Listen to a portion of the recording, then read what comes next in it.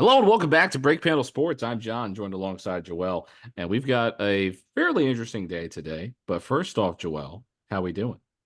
Better than Jonte Porter, I could tell you that right now. Better than Uh, Jonte Porter. Better than Jonte Porter. So that yeah, it yeah, news broke like what? Not even a half an hour ago. The you face broke up the to news. three. You broke the news to me. Well, it was on. I shout out Sleeper app. That's what gave me the notification that he could face 3 to 4 years in prison. I'm a dynasty Which fiend. How did I yeah, not see that's the notification? should have catched it. So anyway, But of let's just preview the episode first. Today course, we're going to talk about the offseason. We've got big trades with Klay Thompson, Kyle Anderson, Buddy Hield, DeMar DeRozan being moved, Isaiah Hartenstein, Chris Paul, some summer league action. So we got that going on. But we do want to start off with what everyone knows is my favorite topic, and that's sports gambling. Jonte Porter admitted Wednesday, like a half an hour ago, is what Joel just told me about the gambling scheme that netted about $1 million, and now I'm seeing it was to clear his own gambling debt. He was trying to clear his own gambling debt and ended up so my yeah, God, yeah, he was trying to clear his own gambling debt. Now we'll get $456,000 in fines. And like you mentioned, could also face jail time after that. Has lost his NBA career, has all of that. I mean, that's scary. That's a scary time for yeah, anybody. right. I mean, that is something that, I guess you kind of factor in, right? Because, I mean, we hear those stories all the time when players do get involved with this gambling situation, with betting on your own games or whatever it is. A lot of the time they have big gambling debts that they need to clear. I mean, we saw this Yeah, with Ipe Mizuhara. If I'm saying his name wrong, I apologize. But I mean, he obviously there was a huge gambling debt there, and he ended up stealing his friend's money to go out and try to pay off his own gambling debt through, well, gambling. So obviously, if anybody has issues with gambling debt, please reach out and seek help and all that great stuff, because that stuff is terrifying on a larger scale. But obviously, we hope Jonte Porter gets all the help he needs. But obviously, like I've said many times, this is just the tip of the iceberg. You're going to see this a lot more often with just gambling in general becoming a much more popular thing, becoming really this generation's new popular vice. And it's bled into sports. And we're seeing players like Jonte Porter. We're seeing this situation happen where players are going to get into large gambling debts and will be in a position where someone can be in their ear and tell them, hey, if you just miss a couple shots and we make this bet and I know you're going to do this, nobody's going to know and we'll make $1 million. And it's about young guys wanting to make millions that are already making millions. That's literally it's what it is. I think we all hear the phrase "more money, more problems" and laugh at it, but it's not wrong. It's it not wrong at is all. It's not pretty wrong at all. accurate. It's pretty accurate. Especially when you're 20 years old and you get $1 million check thrown into your face. How are you supposed to know what to do with it? So, Right. I mean, you can even talk to the NBA and say, "Hey, why are you not educating players better on this? Why are you not helping guys manage this newfound million that they just got when you don't know where these guys came from money wise at all?" It leads to a lot, like you mentioned, a lot of NBA players end up going broke, and this is one of the ways you can. This is one of the ways you can. And Jonte Porter's got a long road ahead of him with this, unfortunately. So we will see. But again, Sad hopefully that situation. gets it always is. But when you talk about the NBA as a whole, obviously the most popular part of it right now is the offseason, trades, all that great stuff that we like to talk about. So we figured we talk Yeah. about Jonte Porter first. Now we can get into some of the bigger trades. And we had the first 6-team trade in the history of the National Basketball Association. And Joel, you probably think it's this massive trade. It's this very important It's really situation for not. all 6 of these teams. So so the Mavericks, Timberwolves, Warriors, Nuggets, Hornets, and 76ers made up this trade. The Mavericks got Klay Thompson in a 2025 second round pick. The Timberwolves got a 2031 second round pick swap, 25 second round pick, some cash as well. The Warriors get Kyle Anderson and Buddy Hield. The Nuggets just get cash. The Hornets get Josh Green, Reggie Jackson, 2 second round picks, 129 and 2030. And the Sixers get a 2031 second round pick. And The in the Nuggets draft, were just the Nuggets were just trying to relieve their gambling debt. That's all they really they wanted. They just might wanted they some might bread. have had to be. They might They have just had to wanted be. some bread. That's They all they said wanted. they said take this second round pick, give me a little bit of bread. Let's go. Let's get some gold for these Denver Nuggets. That was the funniest part to me. So let's kind of, I guess, break down this trade, right? You have let's start off with the biggest part. The big part of it, The, Klay the part that Thompson. you care about is Klay Thompson finally leaving Golden State. He is a Dallas Maverick wearing 31, right? If I saw that correct. 31. Yeah. That is just gross. That's a guy that Yeah. you think that guy just becomes synonymous with 11. That's just not. That looks like when you're playing 2K and you're probably 10 years into the sim and LeBron James is wearing 42 for some reason. Yeah. I mean, Th- it just looks so weird. This is gonna be like a sports trivia question in about 10, 15 years. Like, like Klay Thompson, Yeah, like what number did he wear? And it's like, because I watched the media day for the Dallas Mavericks when they were introducing, the new guys. But yeah, the thing that was kind of caught me off guard was that they had Klay Thompson with Najee Marshall and Quentin Grimes. yeah, No offense to those two, but it's Klay Thompson. He should be by himself. Like, yeah. this is I'm Klay sure he had Thompson. his own photo shoot. Yeah, you should. So when they showed him and Klay was basically saying, like, Mavericks fans, I'm here, blah blah blah. It was just so weird watching that. It's It weird. was just weird. I've been watching this guy for years, just tearing it up, wearing yellow. Now he's wearing blue, and it's just weird. Yeah, it's It's so strange. It was it's like seeing just Tom Brady in a offsetting, Bucks. man. It's like seeing Tom Brady in a Bucks jersey. There's so many of those guys Yeah, right. where you just look at that press conference and they hold up the different jerseys. Like, what is wrong with you? I'm sure it's how Cowboy fans felt when Emmitt Smith went to the Cardinals. I mean, there's a bunch of weird ones. We No, could yeah, a ton. spend 16 podcast episodes going about doing that and talking about that. But Klay Thompson, I mean, let's just kind of get to the basketball side of it, right? I've been saying I mean, I think everybody realized this that the Mavericks. You look at that series, you look at really their playoff run as well. They needed a shooter. They needed a Hmm. 3-and-D player, a guy that can play some good defense and shoot the basketball from deep. I mean, not a lot of guys have done it better than Klay Thompson at that. Right. Obviously, he's not the Hall of Fame Klay Thompson that we still know. And right now he's getting clowned for going 0 for 10 in an elimination game. But in terms of just his basketball skill set, it was one of those things where you never thought Klay was actually going to leave, but you also knew he needed a bit of a change of scenery. And he got that. And I think you get Luka Doncic and you give him such a good shooter that he can just kick out to and create space for. And also same thing with Kyrie. I think it's the perfect addition for the Dallas Mavericks and what they needed in their offense and defensive play.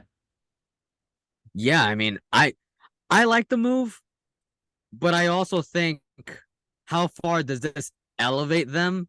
I really didn't think it did much. I'll explain why. Like, I thought Derek Jones Jr., Josh Green, I thought these guys were pretty good parts for this organization that just weren't getting that much playing time. I think we even had a talk about Derek Jones Jr. starting, but he was only getting like what 20 something minutes, and we were like, why is he not on the floor? He's like one of their best players right now, and like he just wasn't getting minutes against, like, especially in the Boston series in the finals.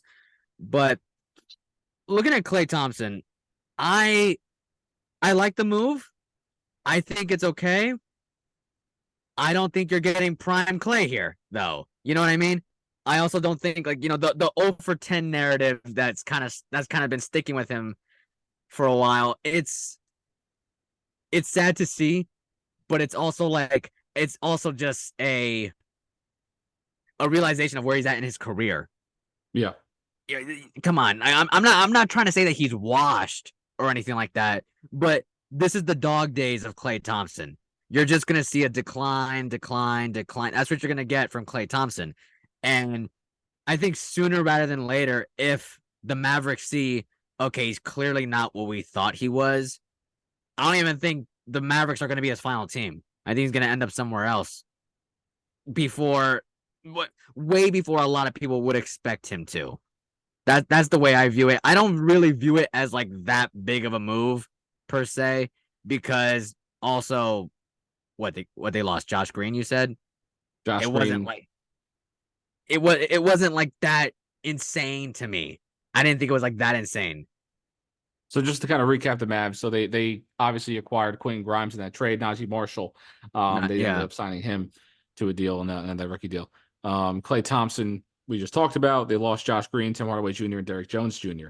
So, I mean, when you look at that platoon kind of swap there, Hardaway, that's what it was. Hardaway, Tim right? Hardaway Jr. I mean, he had to go as well. He had to go. He wasn't He wasn't even playing, right? Right? He wasn't contributing much. So here's also my thing. I don't think the Mavericks made this. I don't think anybody's expecting the Mavericks. Like this isn't the piece that pushes them over the Boston Celtics. I don't think anybody's saying that this is what that's going to be. But they were in a situation where, again, they filled a need and they got probably the best available option to do so in this free agency market. So they had to do this. I'm not saying this is a world changing move. I don't even think the Dallas Mavericks going to make the conference finals next year, right? I would have said that without Klay, with Klay, whatever. But this is a good signing. I have no reason to complain about this if you're a Dallas Mavericks fan. Sure, he might not be on the Mavericks in 2 years before the deal ends up expiring. Who knows how that's going to go? But I mean, if the dog days of Klay Thompson give you a guy that's going to average about 18 points a game, just under 40% from three, I think you take that. I don't think you have any complaints about that. He's still a great shooter. He's still a good defender.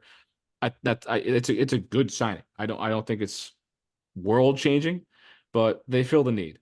And they might have to get if there were two Klay Thompsons out there, sure. Also, Derrick Jones Jr., I obviously liked him. But the thing about him is that again, he could not shoot the basketball from deep very consistently. That Yeah. was his main issue. So I don't view him as much of a loss. And same thing with Josh Green. He wasn't really playing as much either. Really more only really restricted shooting at the corner. So the Mavericks have expanded their offense. So they needed to do that desperately. Watching Luka and Kyrie try to ISO and be the ones really just shooting, and watching guys miss shots during that finals and during the playoffs as a whole. Yeah, you need Klay Thompson. You had to go get him. It was a pain to watch. Yeah, all right. So Klay Thompson's kind of the fix for that. But the thing is, they need two more Klay Thompsons if they want to go to the That's just finals. it. They don't have enough shooters. They need to build the way the Celtics have and add more of those shooters. Add those Sam Hauser type players and Derek Whites. They don't have that. So when you talk about a finals team, they don't have the pieces you want. Not to mention the West is loaded right now. Right. I It's mean, very loaded. come I mean, on. I think Quentin Grimes is a good player. He's a good signing. They need the guy who can handle the rock a little bit, but we'll see how much he ends up playing as well.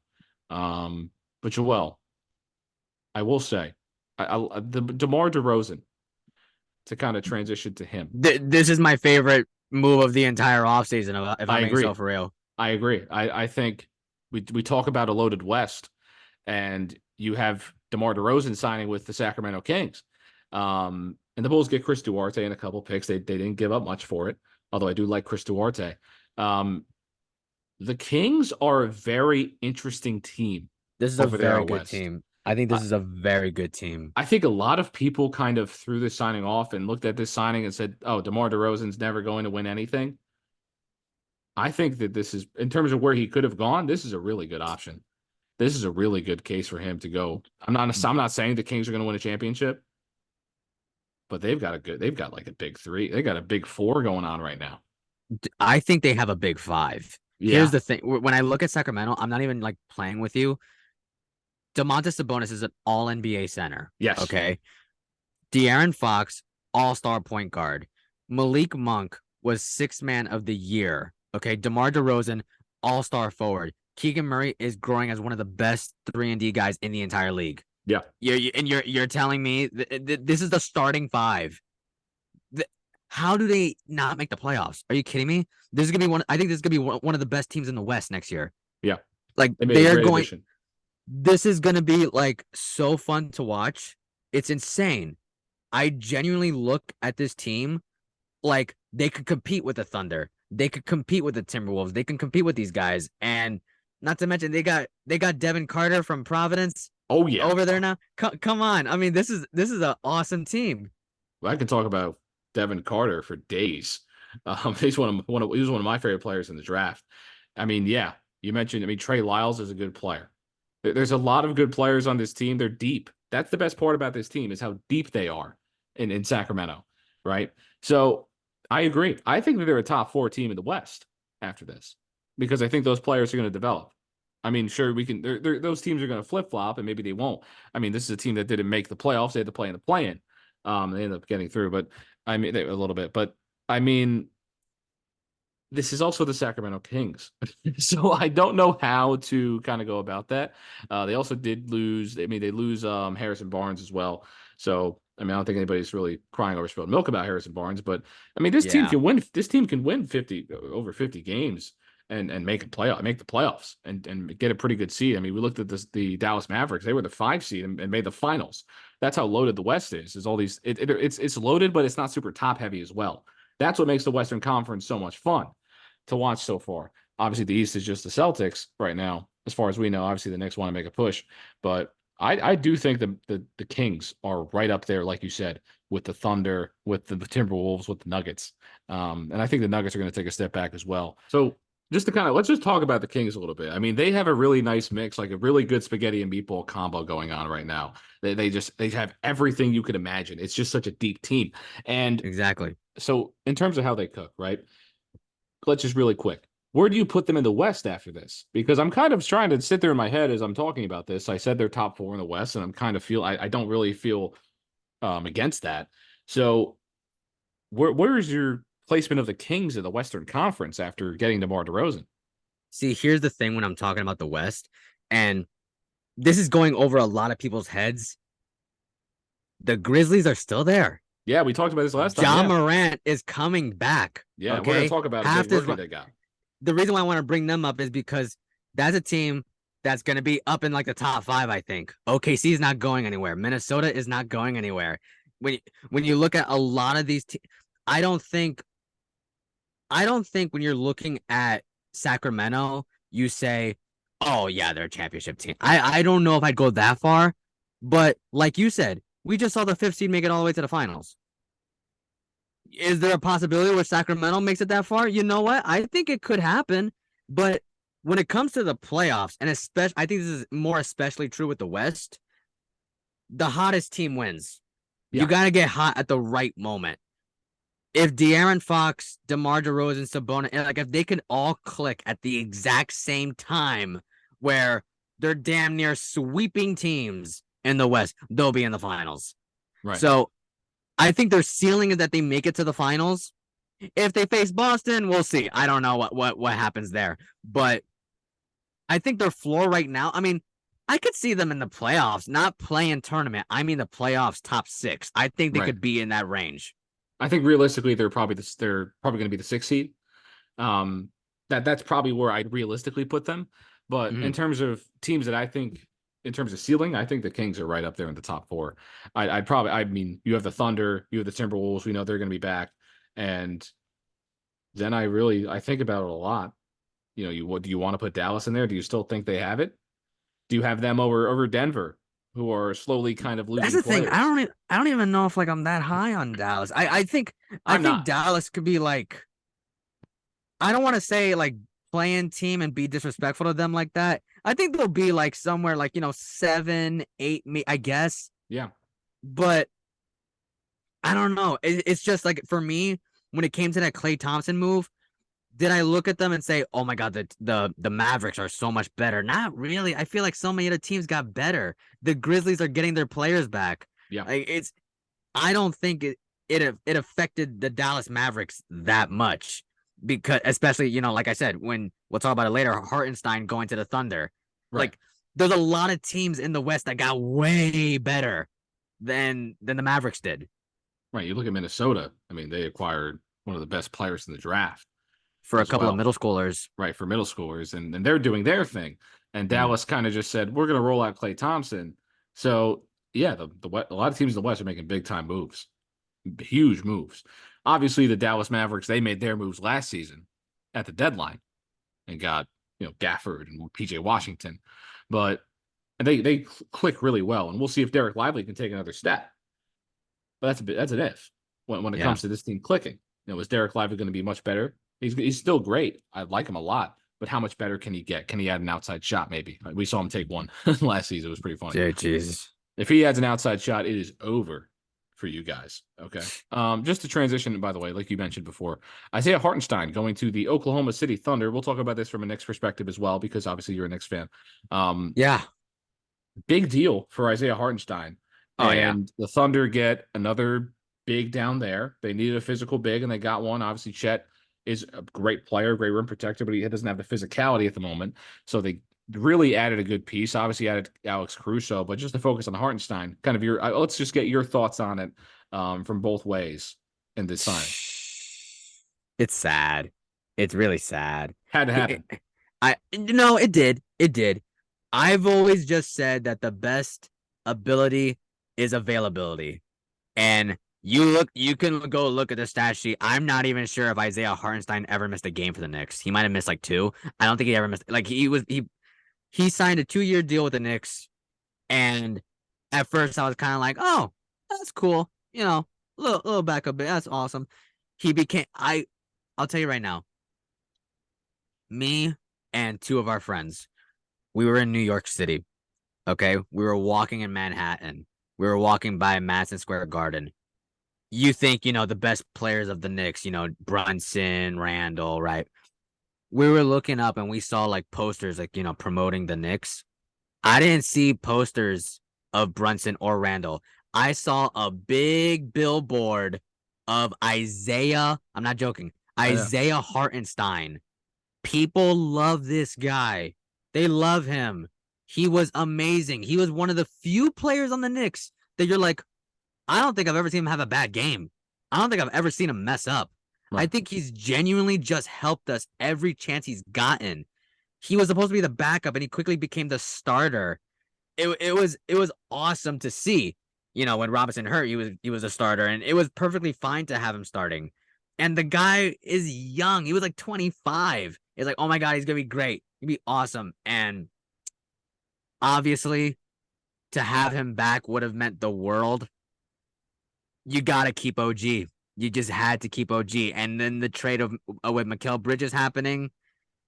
Come on, you go to Oklahoma City. That's what you do. You go to Oklahoma City and you go take the most money. And also, they're the number 1 seed in the West. It's not like he's going to some trash team, okay? And he's probably going to somewhere where him and Chet could be the front court.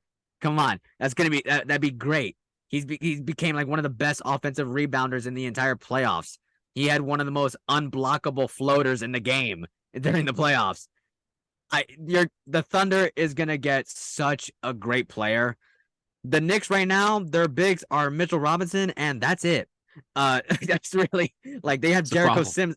That's a problem. And all the bigs that I would have preferred in free agency are gone. So I don't know if they'll do a signing later or something. Or a trade. I don't know what they're gonna do. But what I do know for Hartenstein, he made the best move for him. I'm not mad at it. I love it. I love it for him. I think he's gonna be awesome in OKC. So I kind of see a lot of perspectives on this situation with just the Knicks in terms of that. I mean, the Thunder, I think, is pretty simple. They got a lot better. They're probably going to be the 1 seed again. I don't think there's much to talk about there, right? When it comes to OKC, we just have to see it on the floor. But when it comes to the Knicks and their inability to find a big man, might have had to shell out the money. I know they didn't have as much of the cap space, but you might be looking at Mikal Bridges trade might be a mistake at the end of the day. Depends how well they play. Depends if they win a championship. But it kind of, puts them in a bad cap situation now. Now, there's a lot of perspective that I'm seeing with Isaiah Hartenstein is that the Knicks just got so much worse. They're not going to be able to compete with a lot of teams because they lack that big. They lack a guy like Isaiah Hartenstein because Mitchell Robinson, you're expecting him not to be healthy because of his history. So where do you kind of like how big of a loss does this feel for you as a Knicks fan and just an objective fan of the team? How big of a loss is this for the New York Knicks? I think it's a lot. I think it's a big loss, but I don't think it's as big of a loss if they had lost OG. You know what I mean? If they had lost OG, I would have lost my mind. We traded RJ Barrett in quickly for a guy who left after barely a year. That would have been crazy. I would have been so mad if that had happened. But again, losing Hartenstein, that hurts. But also, like you said, I was looking at guys like Valanciunas quickly went to the Wizards. I was looking at guys like Mo Wagner who quickly signed with the Magic. I was looking at guys like, Paul Reed, who the Knicks played in the playoffs against Philly, and he got picked off waivers from Detroit. So Achua is still out there. I don't know if they're gonna bring him back. I don't know, but it sucks when you see all these free agents go. But you're like, well, why are you so mad? You got Mikal Bridges, you got OG, you got that's great. Eventually, you're gonna have to guard the backup 5, and I don't know if one of them's gonna end up doing that. Mikal or OG, I don't know. I mean, OG was doing okay against Joel Embiid, but still, I look at it as the I feel like they're doing the small ball strategy, and I just don't like it. I've never liked that. I never did I either I've never because liked that. I'll give you the The, best example of how the small ball didn't work out. yeah, I will give you the Boston Celtics. I will give you them throughout the past 10 years or almost 10 years with the Jason Tatum, Jaylen Brown duo, right? It's kind of getting to that point. And I'd watch this team all the time. And we'd all be sitting there asking, why is this team never going to get over the hump? Why could they never figure it out? Why could they never beat LeBron or do any of this? They have such a deep roster and a deep team. They never had a big man. They never had a real 7-footer that could protect the rim. And we kind of lost that in the NBA. And those teams don't win. All these teams that win championships, like the Celtics, the second they got Porzingis, they won a championship immediately. They were the best team in basketball. They were dominant. You still need a strong big man, even if he's more of just a defensive player. Look at what the Mavericks did. How did they get better? They got two big guys. they got two big guys. They went and got two big guys. And it's just so if the Knicks are going the small ball strategy and saying we'll put Randall at the 5 and OG at the 4 and just kind of figure it out. I just think that's a stupid idea if they do that. They're Oh my not going god. to win because you throw Porzingis out there, throw Embiid out there. They're going to struggle. I mean, they might even struggle. Miles Turner is on the Pacers, right? You kind of need that. Yeah, Mitchell Robinson, sure, but again, we don't know what his health is. He gets hurt all the time, man. Right. He gets hurt all the time. Right. Precious Achua is fine, but again, you have to. I think that this is going to be a big loss for them. I think they should have found a way to work it out in the cap. But again, the Knicks kind of put themselves in a bad cap situation. So right, you went and got OG Anunoby, but now you don't have a deep team. Now your depth is kind of on the back and back. It's going to be hard. Kind of to transition here a little bit. I know we didn't talk about this beforehand, but speaking of depth, Right. I want to know your thoughts on Paul George signing with the Right. Sixers. We kind of talked about this too. We talked about it a little bit, but like at least when I saw this going at like, when we're talking about depth and everything, Right. when I saw Paul George to Philadelphia, I really did not have much of a reaction strictly because I'm like, great, it's Paul George. Okay, Kelly Oubre, Maxey. Okay, they signed Caleb Martin. Cool. And Embiid's still there. Where's the rest of the team? That was the problem. Where is the rest of the team? I don't understand. The Sixers are a play-in team. The Philadelphia 76ers are a play-in team, Joel. Oh my God. This is what happens with Paul George and signing. This happened with the Clippers when Paul George. That's why the Clippers are going to find a way to get better if Kawhi stays healthy. Because they had no depth. The Clippers never had depth. They traded away all their potential for depth to go get Paul George. They lost Shea Gilgeous. Imagine Shea Gilgeous-Alexander and Kawhi Leonard playing together instead. That's another thing. Like, and no Harden and all that deep team and all that team. It's just real quick for the Sixers. They lost Nick Batum, Mo Bamba left, Buddy Hield left, Paul Reed waived, D'Anthony Melton's gone. That's 5 players that could contribute on that team. Who's the guy they drafted? The TikTok McCain, right? Yeah, the TikTok, Jared McCain. He's supposed to be pretty solid. Let's be real. He's solid. He's all right. I saw him. He's okay. It's just when I saw him, it's like everyone kept talking about his TikToks. Subscribe to our TikTok, but it was like when I saw that, I'm just like, well, wow. I was not expecting this to be the major highlights of Jared McCain, his TikTok account. It's his TikTok. He's kind of weird. TikTok. He's a TikTok grinder. He's a TikTok grinder, man. He does what he does.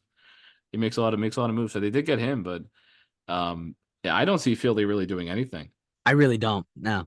They have a cool, the big 3 era is back, I guess. The big 3 no depth era, but again, will Embiid be healthy? Can Tyrese Maxey take another step if he hasn't taken enough of one already? And Paul George, how much does he have left in the tank, really? How much? I don't know. Paul George has just been one of those guys where I look at and I'm like, yeah, he's good, but is he that good? I just don't think I never thought he was. Well, Indiana Paul George is Indiana Paul George. I mean, that guy was going obviously going tit for tat with LeBron. We have to always respect Paul George's Indiana tenure. That guy should have his jersey in the rafters in Indiana. But when it comes to his Clippers time, and will end up being his Sixers time and his Thunder time as well. But I mean, he was good on the Thunder. But he was always he's a guy, he's going to average 25 a game. He's going to score. He can score at will. But when it comes to winning playoff games and win playoff series at this point in his career as well, you just never got that. You just never got that out of Paul George post Indiana. So that's where I have Paul George. I don't know how he's going to jive with Joel Embiid. Maybe he needs that kind of vet in the locker room, but I don't know. I don't think the Sixers do anything. If I'm a Celtics fan, which I am, I'd be more scared of the Magic, the Cavs, and the Pacers. That's my hot take of the day. Is I think those three Yeah. teams are all better than Philadelphia because they have depth, especially Orlando. I love Orlando. You, Orlando you, doing you know me, okay. and you Yeah. know me in Orlando. You know me in my Orlando Magic. Orlando Magic. Sing the song, play the song. That song will be playing a lot this season. They might be a top 4 seed. They're gonna be a good team. Joel, that'll do it for this episode of Break Panel Sports. I've been John, joined alongside Joel. Thank you so much for taking the time out of your day, morning, night, evening, ride to work, ride to wherever, on the train, any kind of transport. Thank you so much for taking the time to listen to us talk about the NBA offseason. Got a little recap in there about what's been going on down in the NBA this summer. It's been a fun summer, so we're gonna keep talking about this and keep locking into this. And make sure to stay tuned in Break Panel Sports on our TikTok, Instagram, and all that great stuff. And especially right here, wherever you're listening to this podcast. Again, thank you for listening to this episode. I've been John, joined alongside Joel. We'll see you another time.